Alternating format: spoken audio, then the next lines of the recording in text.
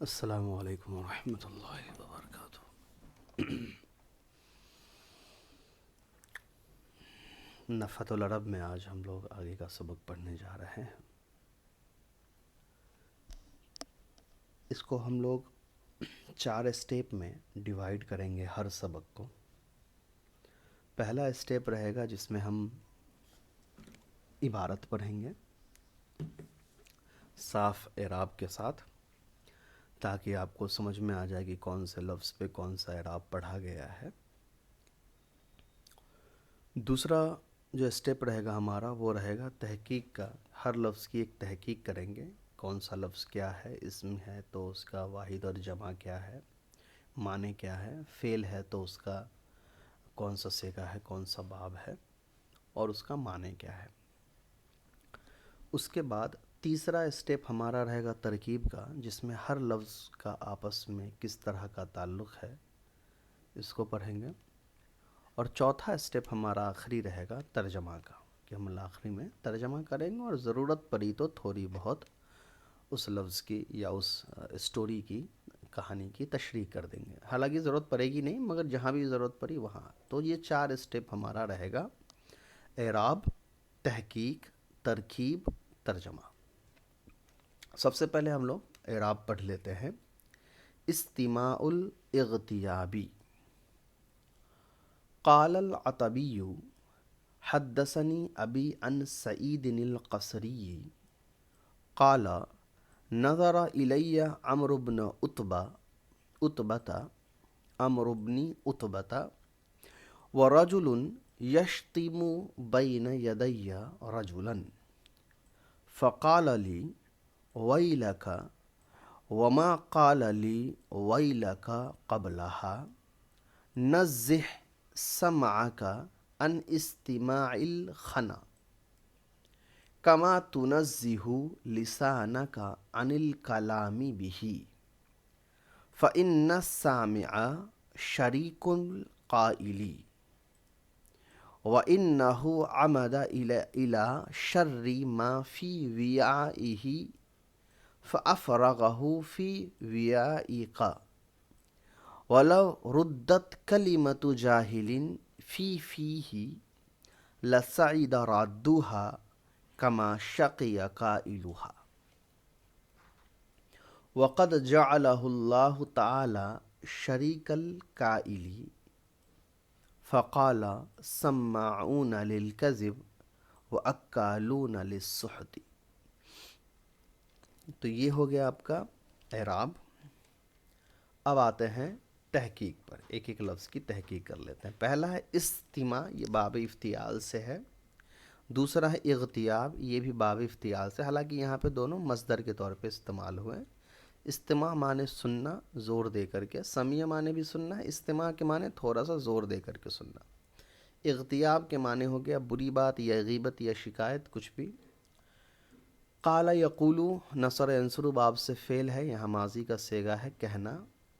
حدثنی، حدث یحدث تحدیث بات کرنا، یہاں پر واحد مذکر غائب کا صیغہ ہے، باب باب تفیل سے ہے، یہاں پر ماضی واحد مذکر غائب کا صیغہ ہے، نون یہاں پر مفعول کا لگا ہوا ہے، تو حدثنی ایسے ہے۔ ابی کی ابو ہے، اب ان کی جمع آبا آتی ہے، والد، باقی تو یہ نام ہے۔ نظر، نظر ینظر، نصر ینصر باب سے آتا ہے، یہاں پر واحد مذکر غائب کا صیغہ ہے ماضی میں، دیکھنا، پھر یہ پورا نام ہو گیا۔ رجل کی جمع آتی ہے رجال، آدمی۔ شتم یشتم ضرب یضرب باب سے آتا ہے، اس کے معنی ہوتا ہے گالی دینا، یہاں پر مضارع واحد مذکر غائب کا صیغہ ہے۔ بین ہمیشہ مضاف ہوتا ہے، یدیہ مضاف الیہ ہے، یہاں پر ہاتھ ہے، یدن کے معنی ہاتھ، یدیہ میرا ہاتھ۔ رجلن ہو ہی گیا، فقالہ ہو ہی گیا، لی ہو گیا۔ ویلک، یہ بد دعا کے لیے استعمال ہوتا ہے، لیکن ہر جگہ بد دعا کے لیے استعمال نہیں ہوتا ہے، بلکہ کہیں کہیں پر ڈانٹنے ڈپٹنے کے لیے بھی استعمال ہوتا ہے۔ تو یہ ویلک اسی طریقے سے استعمال ہوتا ہے۔ اس کے بعد قبل، قبل و بعد، یہ سب اسماء ظروف میں سے ہیں، قبل مطلب پہلے۔ نزہ، نزہ ینزہ تنزیہ، باب تفعیل سے، یہاں پر یہ امر واحد مذکر حاضر کا صیغہ ہے، صرف کے وزن پہ۔ اس کا استماع پہلے ہو گیا خنا. خنا کی جمع آتی ہے اخنیتن یا اخناؤ. اخنیتن زیادہ صحیح ہے، تو اخنیتن اس کے معنی بری اور فحش باتیں. تنزی وہی بات بتا ہی دیا، نزہ ینزہ سے ہی تنزی واحد مذکر حاضر کا صیغہ ہے مضارع سے. لسان جو ہے السنتن اس کی جمع ہے، زبان کو کہتے ہیں. کلام کلمتن کی جمع کلام ہے. سامع اس میں فائل کا صیغہ ہے سامعن ناصرن کے وزن پہ واحد مذکر کا. شریکن جو ہے یہاں پر بطور اسم استعمال ہوا ہے، شریکن کی جمع پھر شرکا آ جائے گی، اسم کے طور پہ ہے. قائل بھی آپ کا اس میں فائل کا ہی صیغہ ہے ناصرن کے وزن پہ. امدہ فتح یفتح باب سے آتا، امدہ یعمدو، تو یہ فتح یفتح باب سے یہاں پر ماضی واحد مذکر غائب کا صیغہ استعمال ہوا ہے. شرن کے معنی برا، اس کی جمع ہے اشرار. ویاؤن کی جمع آتی ہے اویعتو. ویاؤن کے معنی ہوتے ہیں پیالی یا برتن، کوئی بھی چیز. افراغ یفریغ افراغ باب افعال سے ہے یہاں پر ماضی واحد مذکر غائب کا صیغہ ہے، ویا پہلے آ گیا. رد یرد نصر ینصر باب سے آتا ہے، یہاں پر ردت فعل مجہول کا صیغہ استعمال ہوا ہے ماضی سے واحد مؤنث غائب کا. جاہل یہاں پر اس میں فاعل کا صیغہ ہے. لام جو ہے وہ لو کے جواب میں ہے، اصل میں سعیدہ ہے جو سمیع یسمع باب سے آتا ہے. رادو اس میں فاعل کا صیغہ ہے. شکیہ سمیع یسمع باب سے آتا ہے. قائلو بھی یہاں پر اس میں فاعل کا صیغہ ہے. تو یہ جو شکیہ ہے یہ بھی ماضی واحد مذکر غائب کا صیغہ ہے. سعیدہ یہ بھی ماضی واحد مذکر غائب کا صیغہ ہے. جعل فعل ہے ماضی کا، جعل یجعل فتح یفتح باب سے آتا ہے، اور یہاں پر ماضی واحد مذکر غائب کا صیغہ استعمال ہوا ہے. شریک بتا ہی دیا، قائل بتا ہی دیا. سماعون یہاں پر جو ہے اس میں فاعل کا ہی صیغہ استعمال ہوا ہے. اور للکذب تو کذب کذبن کی ہی جمع ہے، یا کذب کذبن سے ہی کذب استعمال یوز ہوتا ہے. اکلون بھی یہ پھر اس میں فاعل کا، اس میں فاعل بھی ہے لیکن یہاں پہ مبالغہ کے طور پہ زیادہ استعمال ہوا ہے. اور صحت کے معنی مچھلی ہو گیا. حالانکہ حاشیہ میں کہیں پہ اگر کچھ لکھا ہو اس کے بارے میں، سماعون جمع مذکر سالم للسام مبالغۃ، ہاں تو ٹھیک ہے، اس میں مبالغہ کا صیغہ ہے، اور اکلون بھی اس میں مبالغہ کا ہی صیغہ ہے. یہاں آپ کا حاشیہ بھی لکھا ہی ہوا ہے. چلیے، تو یہاں سے ہم نے اعراب پڑھ لیا، لفظ کی تحقیق بتا دی. اب مختصر ترکیب بتا دیتا ہوں. دیکھیے یاد رکھیے گا، ترکیب کوئی فن نہیں ہوتا ہے. ترکیب کا مطلب ہی یہی ہوتا ہے کہ ہر لفظ کا آپس میں کس طریقے سے جڑا ہوا ہے، بس یہ آپ بیان کر دیتے ہیں تو وہ ترکیب کہلا جاتی ہے. تو اس کا کوئی نظام نہیں ہے، اس کا کوئی قواعد نہیں کہ نہیں ترکیب ایسے ہی ہوگی، ترکیب اسی طریقے سے ہوگی، بلکہ آپ کو جیسے ترکیب کرنا ہے ویسے آپ ترکیب جو ہے وہ کر سکتے ہیں. ترکیب کا جو مقصد ہے وہ صرف اتنا ہے کہ آپ عبارت کے اندر جتنے بھی کلمات استعمال ہوئے ہیں ان سارے کلمات کا آپس میں کیا تعلق ہے اعراب کے اعتبار سے، وہ آپ ظاہر کر دیجئے. تو یہ آپ کی ترکیب ہے. چلیے پھر ترکیب شروع کرتے ہیں. استماع الاغتیاب، یہ مضاف مضاف الیہ ہے. ظاہر سی بات ہے، کوئی بھی جو کہانی ہوتا ہے تو اس کا جو ٹاپک ہوتا ہے، چیپٹر کا نام ہوتا ہے، وہ عام طور پہ مضاف مضاف الیہ یا اس میں صفت موصوف صفت استعمال ہوتا ہے. قال العتبی، قال فعل، عتبی فاعل. بہت شارٹ میں ترکیب کروں گا، وہ پورا جنجیری ترکیب جو ہوتا ہے اس طرح کرنے کی ضرورت نہیں. میں نے بتایا نا کہ ترکیب کا جو انداز ہے وہ صرف یہ ہے کہ آپ کو کلمے کے اندر جتنے بھی لفظ ہیں اس کا آپس میں کیا تعلق ہے وہ آپ بیان کر دیجیے. حدثنی فعل ہو جائے گا، اس کے اندر یہ جو نون ہے یہ مفعول ہو گیا. ابھی جو ہے مضاف مضاف الیہ فاعل ہو جائے گا حدثنی کا. ان اس میں حرف جر. سعید ہو جائے گا مضاف، القصری ہو جائے گا مضاف الیہ. حالانکہ یہ مضاف مضاف الیہ نہیں، سعید کو آپ کہہ دیجئے موصوف اور القصری کو آپ کہیے صفت. یہ موصوف صفت مل کر کے مجرور ہو جائے گا ان کا، پھر جار مجرور متعلق ہو جائے گا حدثنی سے. پھر یہ آپ کا جملہ ایک کمپلیٹ ہو گیا. اب اس کو کون سا جملہ بنانا ہے تو ظاہر سی بات جملہ فعلیہ بنانا ہوگا. پھر وہ کرتے ہیں لوگ کہ قال العتبی قول ہو گیا اور حدثنی سے پورا مقولہ ہو گیا. کرنا چاہیں آپ کر سکتے ہیں، بہت ضروری نہیں ہے اس چیز کا، چونکہ اس میں اتنا قال استعمال ہوا ہے تو ہر جگہ وہ کرتے کرتے پھر وہ بہت پیچیدہ اور عجیب لگے گا سننے میں. پھر قال فعل ہے، اس کے اندر ہوا ضمیر فاعل ہے جو لوٹے گی ابھی کی طرف. نظرہ فعل، اس کے اندر ہوا ضمیر فاعل، اچھا نہیں ہوا ضمیر فاعل مت کریے، آگے فاعل کا ذکر ہے. تو نظرہ فعل، الا جو ہے یہ الیہ ہے، تو اس میں الا حرف جر ہے اور یا جو ہے یہ ہو گیا مجرور. جار مجرور مل کر کے یہ مفعول تو بن نہیں پائے گا، حالانکہ ہوتا تو مفعول ہی مگر مفعول بن نہیں پائے گا. تو اس کو متعلق کر دیجئے نظرہ سے. اور امر ابن عتبہ جو ہے، امر مضاف، ابن مضاف الیہ مضاف، عتبہ مضاف الیہ، یہ تینوں مل کر کے فاعل بن جائے گا نظرہ کا. تو نظرہ فعل، امر ابن عتبہ فاعل، اور یہ بیچ میں جو الیہ ہے یہ مجرور، حالانکہ یہ اصل میں مفعول کے طرح ترجمہ ہوگا. واو تو جان ہی رہے، واو مستانفہ کہہ دیجئے، واو عاطفہ کہہ دیجئے، جیسے آپ کہنا چاہیں. واو حالیہ بھی آپ کہہ سکتے ہیں. اور یہاں پر واو حالیہ زیادہ اچھا لگے گا سمجھ میں، کیونکہ وہ کنٹینیویشن باقی. واو حالیہ کا استعمال کیوں ہوتا ہے؟ واو حالیہ کا استعمال کرتے ہیں کنٹینیوٹی کو، ایک جو ترتیب ہے، جو ایک سیکوینس ہے، اس کو باقی رکھنے کے لیے. تو آپ واو حالیہ بھی اس کو یوز کہہ سکتے ہیں. اچھا، واو حالیہ کی پہچان کیا؟ تو واو حالیہ کی پہچان یہی ہوتی ہے کہ بیچ میں اچانک سے واو آتا ہے اور اس کے بعد مکمل ایک جملہ شروع ہو جاتا ہے. رجلن، رجلن جو ہے اس کو آپ کہہ دیجئے موصوف.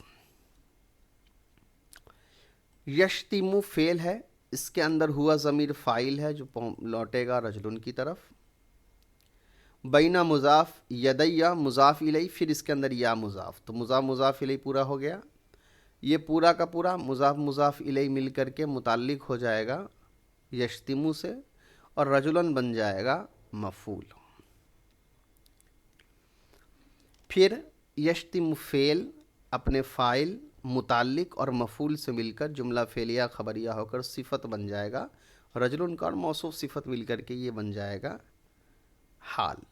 بنا سکتے ہیں اس طرح سے بھی، اور نہیں تو اگر آپ کو الگ جملہ بنانا ہے تو الگ جملہ بھی بنا سکتے ہیں. سوال آتا ہے کہ رجلن کو ہم نے موصوف کیوں کہا؟ مبتدا بھی تو کہہ سکتے تھے. تو رجلن کو آپ کو مبتدا بنانا ہے تو بنا لیجئے، مگر دقت یہ ہوتا ہے کہ مبتدا ہمیشہ معرفہ ہوتا ہے، بے وجہ مبتدا کو نکیرہ نہیں لانا چاہیے. تو یہاں پر وہی بے وجہ مبتدا نکیرہ لانا پڑے گا رجلن کر کے. اور موصوف بنانے سے پھر یہ فائدہ ہو جاتا ہے کہ موصوف کے بعد جو ہوتا ہے پورا کا پورا جملہ صفت بن سکتا ہے. اور عام طور پر جب بیچ کلام میں اچانک سے کوئی نکیرہ لفظ آتا ہے تو اس کے بعد جنرلی اس کو موصوف ہی بنایا جاتا ہے. تو ترجمہ میں تھوڑا سا فرق بنے گا. موصوف صفت بنائیے گا تو ترجمہ تھوڑا سا الگ ہوگا. اس کے بعد اگر آپ جملہ حال بنا کے یعنی مبتدا خبر ہی بنائیے گا تو پھر وہاں پہ تھوڑا سا الگ طریقے کا ترجمہ ہوگا، ہلکا سا فرق آئے گا بس. اس کے بعد فقال علی، فعل فاعل مفعول تینوں اس کے اندر آ گیا. ویلک، یہ جو ہے آپ کا کلمہ رد والا ہے. جنرلی دعا ہوتا ہے مگر دعا بالہلاکت اس کو کہا جاتا ہے، لیکن انٹینشن اس کا ہلاکت کی بد دعا نہیں ہوتا ہے بلکہ ڈانٹنا ڈپٹنا ہی ہوتا ہے. تو وہ طے ہوتا ہے کہ بولا کس کے لیے جا رہا ہے. اگر کوئی خیر خواہ بول رہا ہے ویلک تو مطلب ہوتا ہے کہ تم غلط کر رہے ہو، اور اگر کوئی دشمن بول رہا ہے تو پھر بد دعا کے معنی میں استعمال ہوتا ہے. بیچ میں یہ جو جملہ ہے یہ جملہ معترضہ ہے. جملہ معترضہ کا مطلب ہوتا ہے کہ جس جملے کا کوئی تعلق نہیں ہوتا آگے پیچھے سے، یہ بیچ میں مزید جانکاری دینے کے لیے آتا ہے. تو ما ہو گیا ماء نافیہ، قالا ہو گیا فعل، اس کے اندر ہوا ضمیر فاعل، اور لی ہو گیا مفعول. ما قال لی، اور یہ پھر پورا بن کر کے جو ہے نا یہ پورا جملہ یہ بن جائے گا. مان لیا جائے اگر اس کو ہم پورے جملے کو بنا دیں مفسر، اور ویلک قبلہا تفسیر. ویلک اس کو کہہ دیجئے آپ مبتدا، اور قبلہا کو کہہ دیجئے خبر، پھر یہ پورا کا پورا بن جائے گا تفسیر. ایک چیز اور یاد رکھیے گا کہ آپ کے ترکیب میں میرے ترکیب میں فرق ہو سکتا ہے، چونکہ میں نے کہا نا کہ ترکیب انسان کی ذاتی رائے ہوتی ہے کہ وہ آپس میں دو کلموں کو کیسے جڑا ہوا دیکھتا ہے. جیسے میں مفسر تفسیر کے طور پہ کیوں جڑا ہوا دیکھ رہا ہوں؟ چونکہ انہوں نے مجھ سے کبھی نہیں کہا، تو ایک شبہ پیدا ہو گیا نا، کیا نہیں کہا؟ تو آگے والے جملے نے کہا کہ ویلک قبل ویلک مجھے کبھی نہیں کہا، تو آگے والے جملے نے تفسیر بیان کی پیچھے والے جملے کو. تو مفسر تفسیر کا یہی تو کام ہی ہوتا ہے کہ پیچھے ایک جملہ آتا ہے جس سے ایک ڈاؤٹ پیدا ہوتا ہے، تو آگے والا جملہ اس ڈاؤٹ کو کلیئر کرتا ہے. اس کے بعد آ جائیے نزہ، اس کے اندر فعل، انت ضمیر فاعل، سمع کا مضاف مضاف الیہ، ان ہو گیا حرف جر، استماع مضاف، الخلا مضاف الیہ، مضاف مضاف الیہ مل کر مجرور ہو گیا ان حرف جر کا، جار مجرور سے متعلق ہو کر کے نزی کے ساتھ جڑ جائے گا۔ تو نزی فعل ہے جس کے اندر فاعل بھی ہے، مفعول بھی ہے، متعلق بھی ہے، اور یہ پھر پورا جملہ انشائیہ ہو جائے گا۔ جملہ فعلیہ یا خبریہ کیوں نہیں، اسمیہ جملہ فعلیہ خبریہ کیوں نہیں بن رہا ہے، جملہ فعلیہ انشائیہ کیوں بن رہا ہے؟ چونکہ آپ جانتے ہیں کہ عام طور پر امر کے ساتھ جو جملہ استعمال ہوتا ہے، جملہ انشائیہ کی ٹوٹل 10 قسمیں، اس میں سے کوئی امر بھی ایک قسم مانی جاتی ہے۔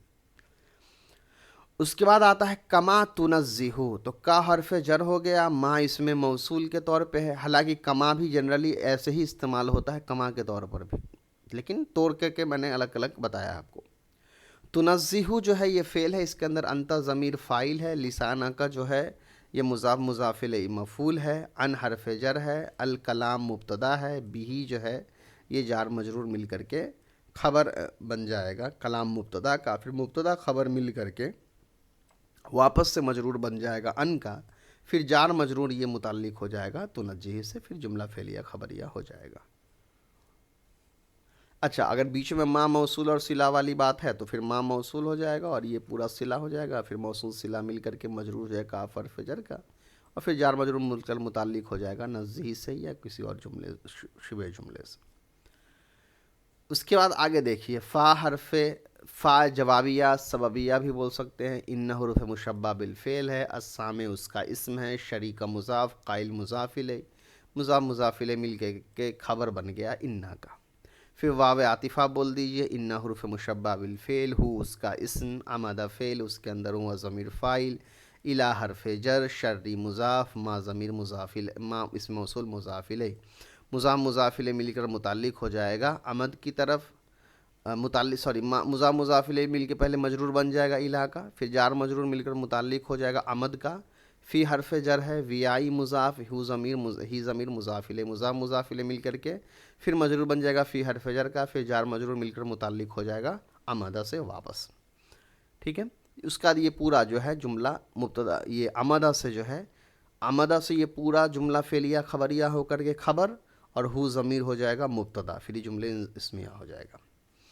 اس کے بعد آ جائیے فا جوابیہ یا سببیہ کا یہ افرغا فعل، اس کے اندر ہوا ضمیر مفعول، اور ہو ضمیر فاعل، فی حرف جر، ویائی کا مضاف مضاف الیہ، مضاف مضاف الیہ مل کر مجرور ہو جائے گا فی حرف جر کا، جار مجرور سے مل کر متعلق ہو جائے گا اور متعلق ہو کے آ جائے گا افرغا کے پاس۔